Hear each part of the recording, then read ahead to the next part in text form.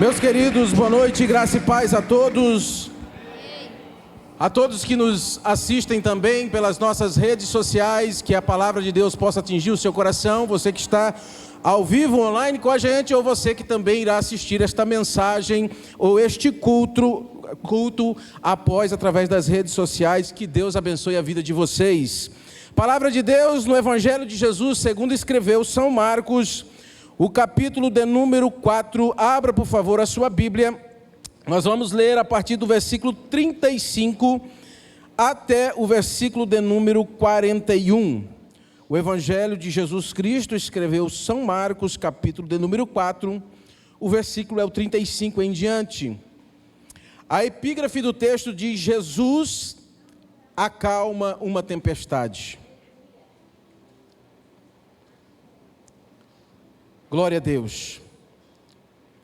Você que não encontrou, pode acompanhar aqui pela nossa mídia. A palavra de Deus diz assim: E naquele dia, sendo já tarde, disse-lhes: Passemos para o outro lado. E despedindo a multidão, levaram-no consigo, assim como estava no barco. E havia também com ele outros pequenos barcos. E se levantou grande tempestade de vento, e as ondas batiam no barco, de modo que já se enchia, e ele estava na parte de trás do barco, dormindo sobre uma almofada. E eles o acordaram, dizendo-lhe: Mestre, não te preocupa que pereçamos? E ele, levantando-se, repreendeu o vento e disse ao mar: Paz, aquieta-te. E o vento cessou, e houve grande calmaria. E ele lhes disse: Por que só estão teimosos ou temerosos?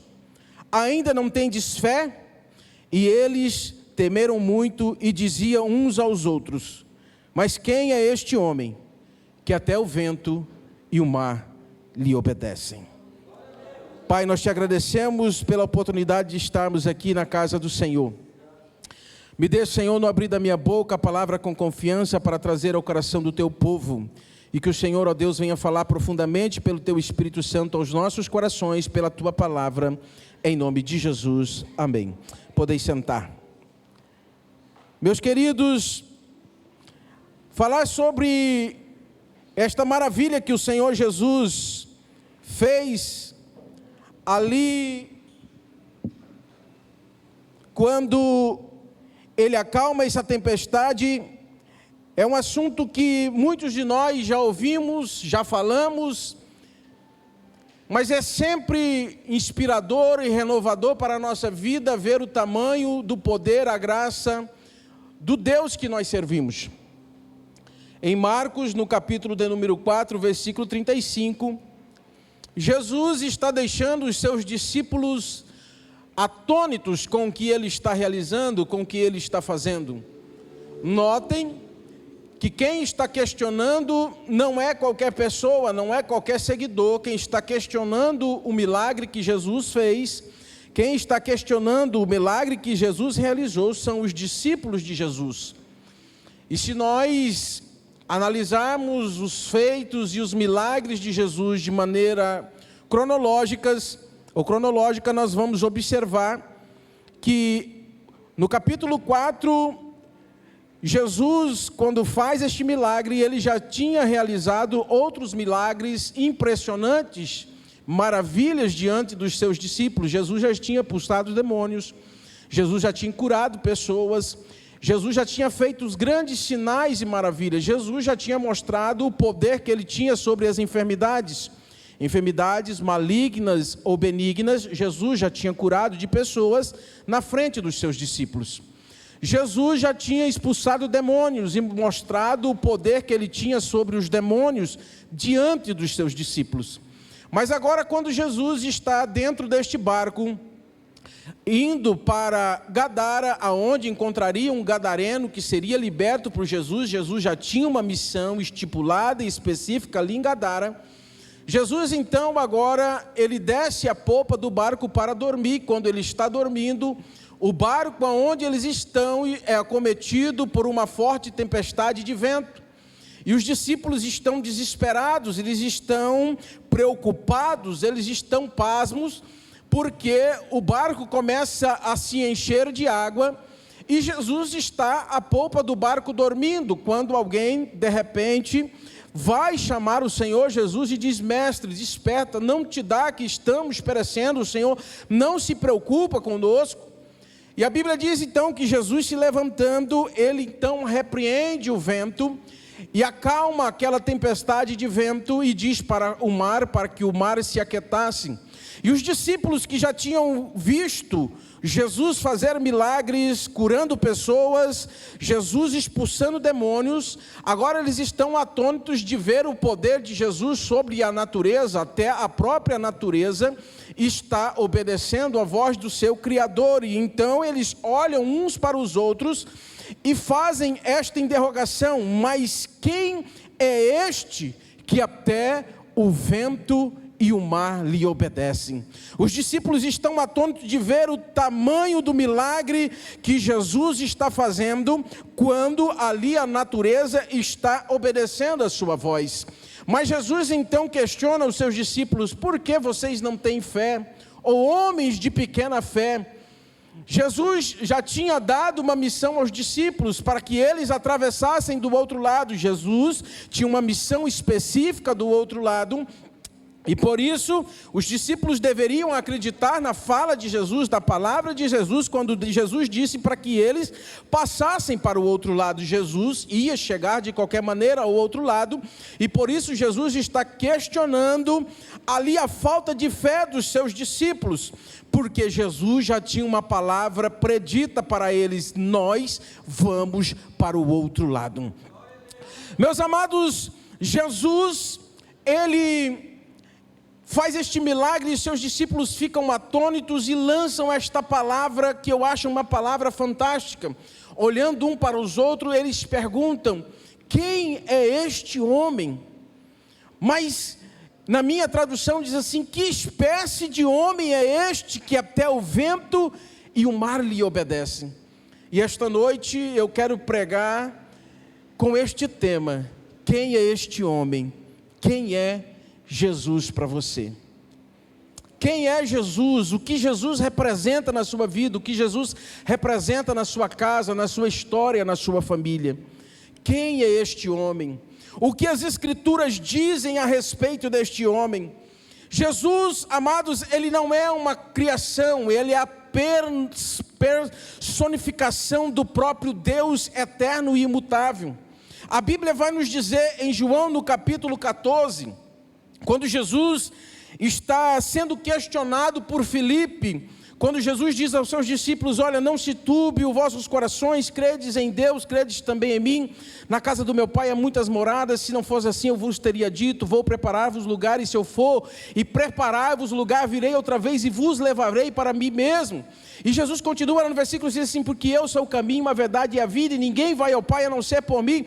E no dado momento que Jesus está fazendo ali este consolo para os discípulos que estão perturbados com a proximidade da morte de Jesus, Felipe então lança essa pérola: Senhor, mostra-nos o Pai que nos basta. E então Jesus diz para Felipe: Felipe, eu estou há tanto tempo com você, e você me diz para te mostrar o Pai.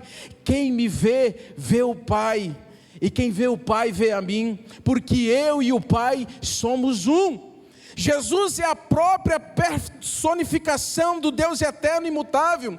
Pedro, na sua primeira epístola, no capítulo 1, versículo 18 em diante, ele vai dizer: sabendo que nós não fomos, que não foi com coisas corruptíveis, como prata ou ouro, que nós fomos comprados da nossa vã maneira de viver, que nós recebemos pelas tradições dos nossos pais, mas com o precioso sangue de Cristo, como de um cordeiro imaculado e incontaminado, o qual na verdade em outro tempo foi conhecido, e aqui está o mistério, ainda antes da fundação do mundo.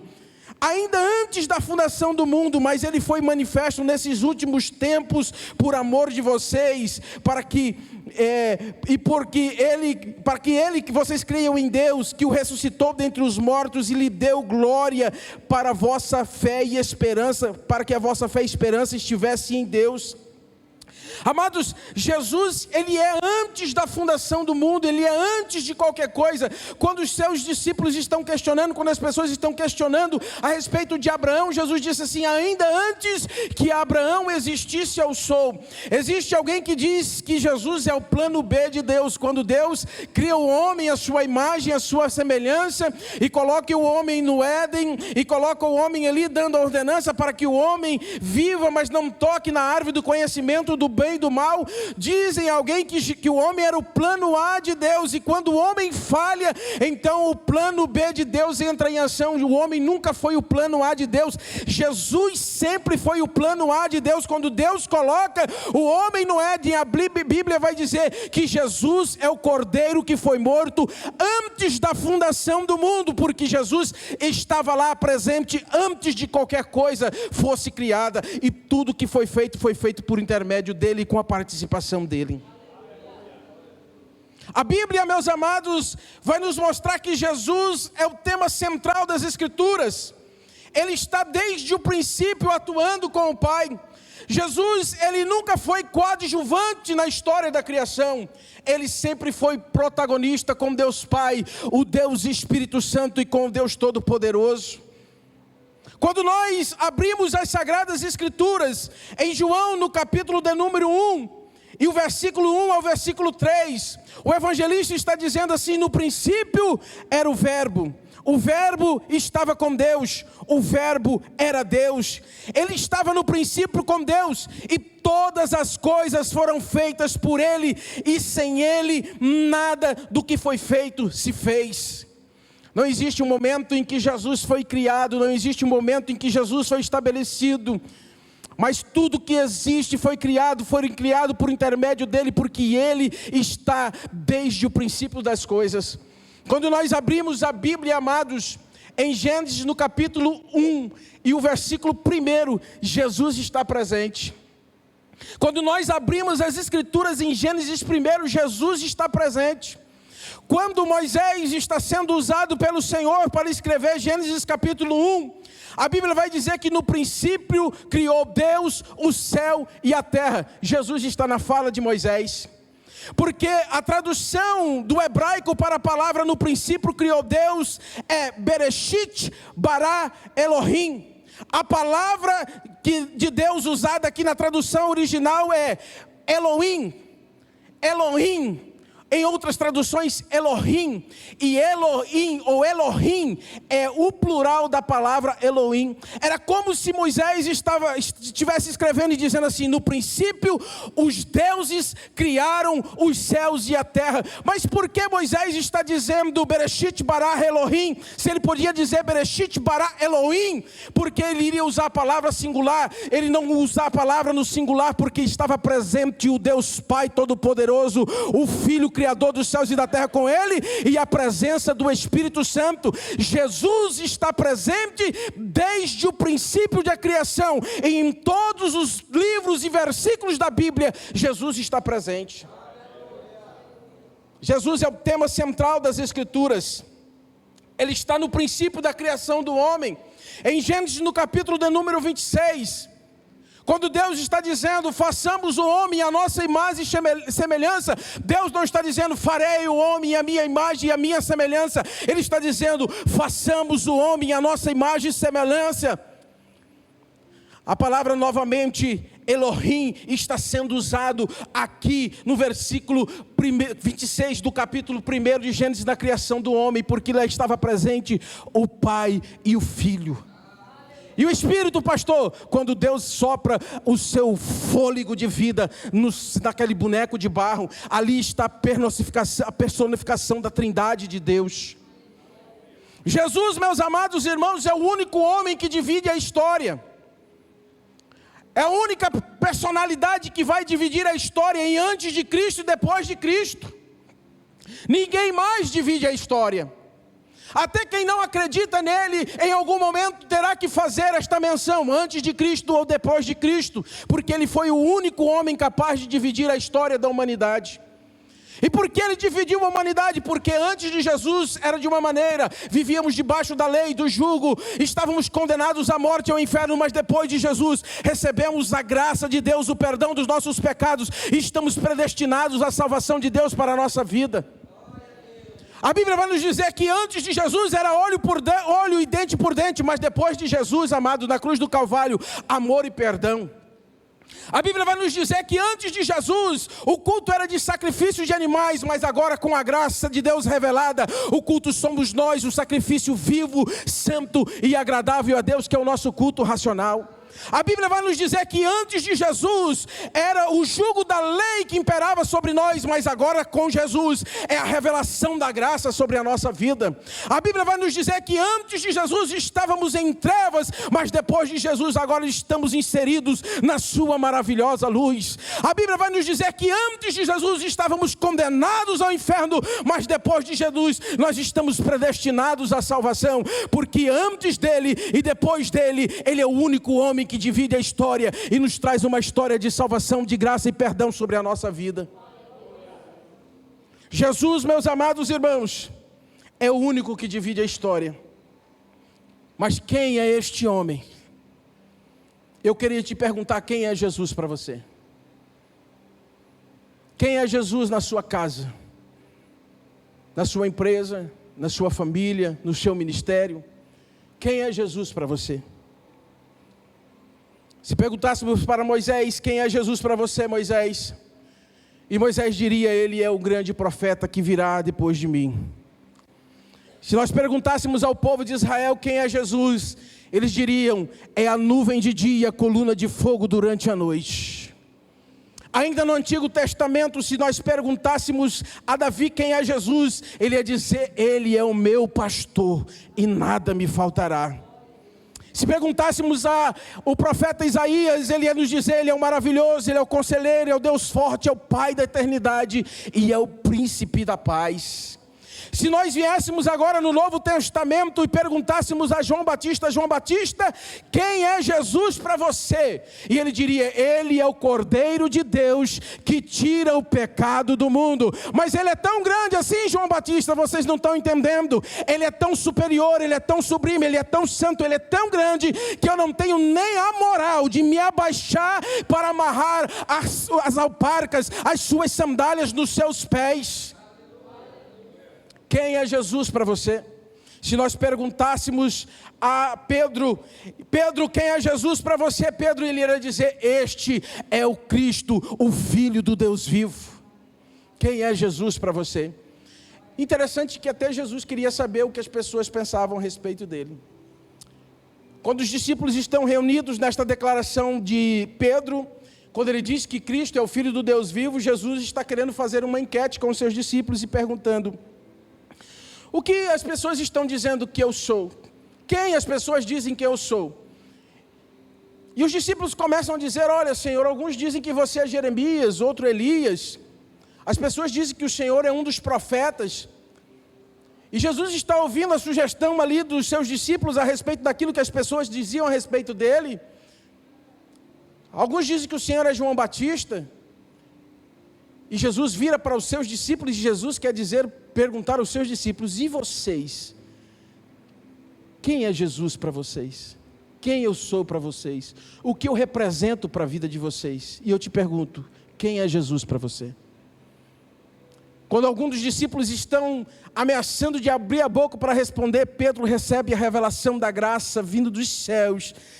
E na frente dos demais discípulos, ele faz essa declaração, tu és o Cristo, o Filho do Deus vivo. Jesus olha para Pedro e diz, Pedro, não foi carne nem sangue que te revelou, mas o meu Pai que estás no céu.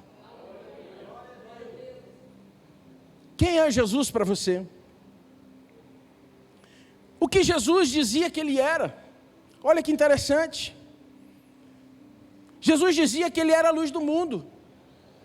Jesus continuou a dizer à multidão, eu sou a luz do mundo e quem me segue não andarás em treva.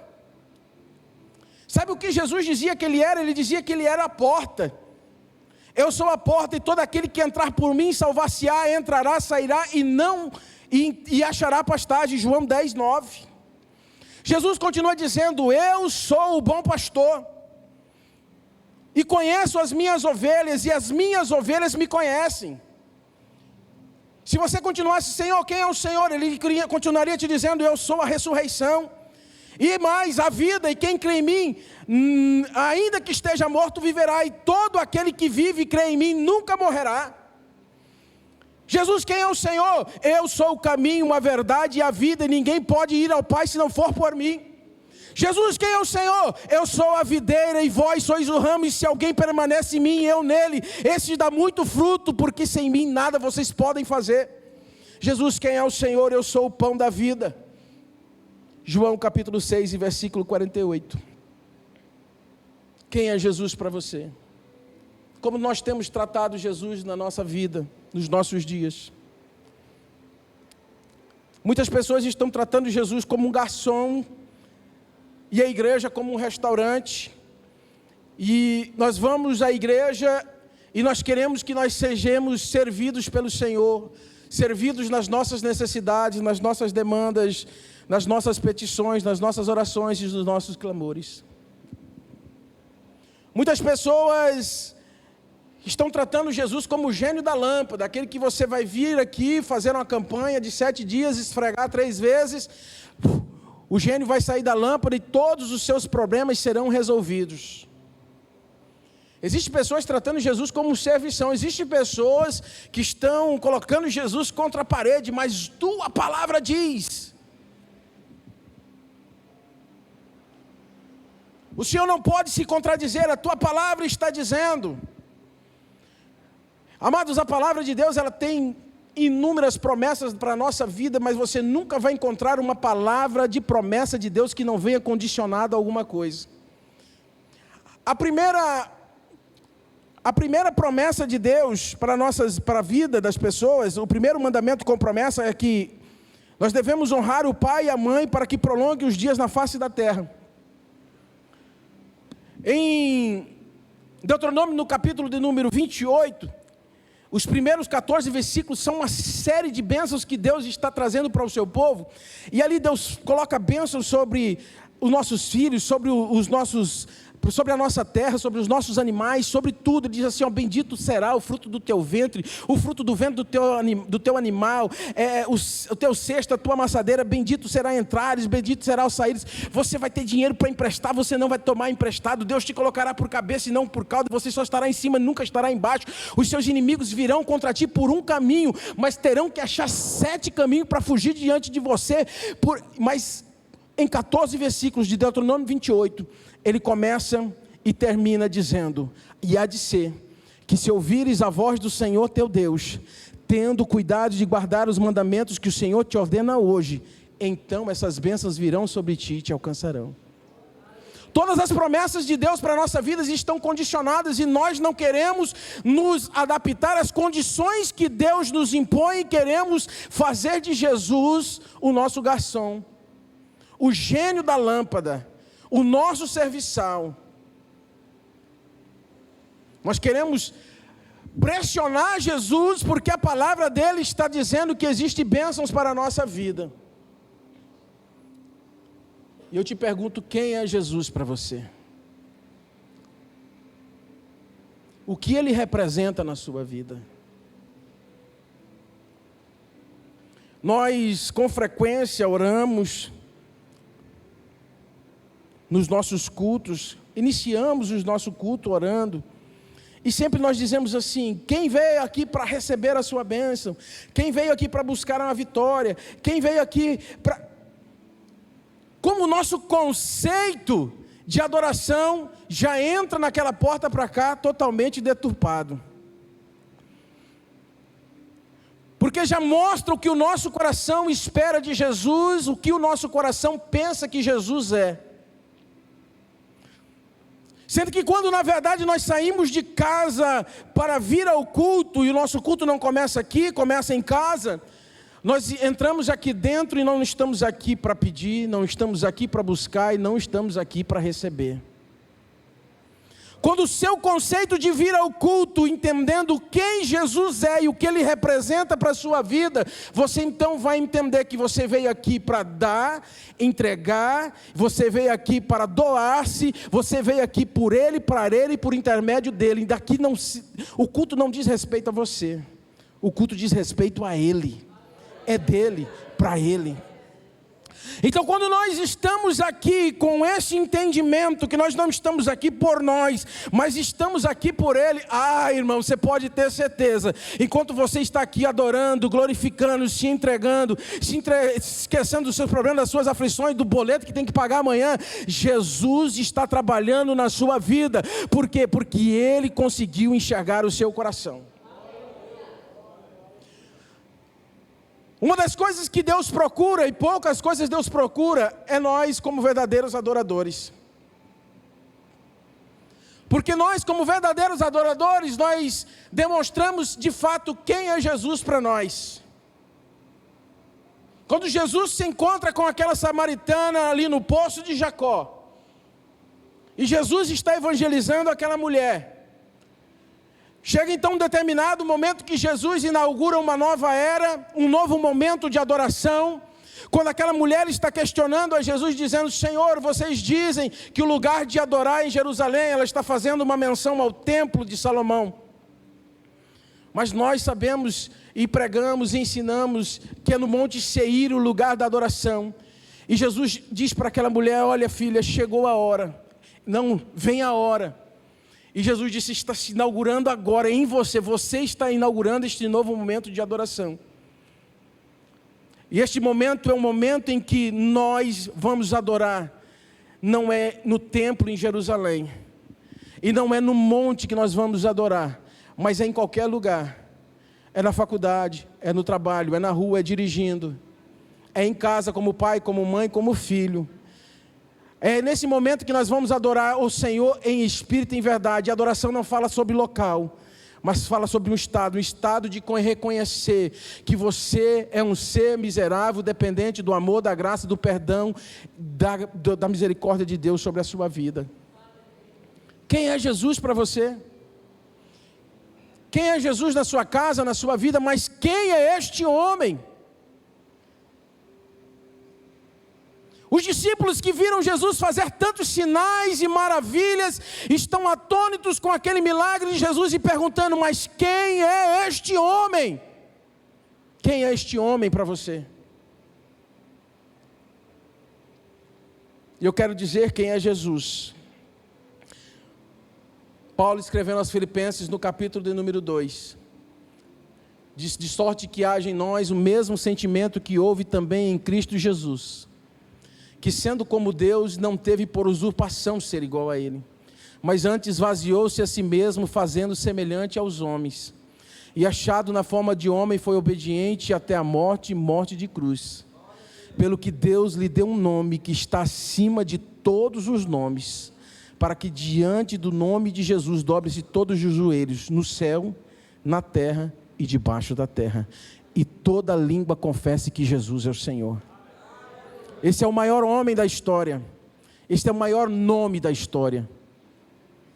Se o nosso culto não for um culto para Ele, voltado para Ele, o nosso culto não é válido. Nós entramos e saímos daqui da mesma maneira. Se os nossos louvores não for para Ele, por intermédio dEle, nós vamos entrar e sair da mesma maneira. Mas quando nós entendemos que estamos aqui por Ele, para adorar a Ele, a servir a Ele, irmãos, então o Senhor, Ele trabalha pela nossa vida. O Senhor responde às nossas orações, responde às nossas petições, porque não estamos aqui por nós, mas por Ele. Quem é Jesus para você? A Bíblia diz que Jesus é o Rei dos judeus, Ele é o Rei de Israel, Ele é o Rei de justiça, Ele é o Rei da história, Ele é o Rei do céu, Ele é o Rei da glória, Ele é o Rei dos reis, Ele é o Senhor dos senhores. Este é o meu Rei. E eu lhe pergunto se você conhece Jesus.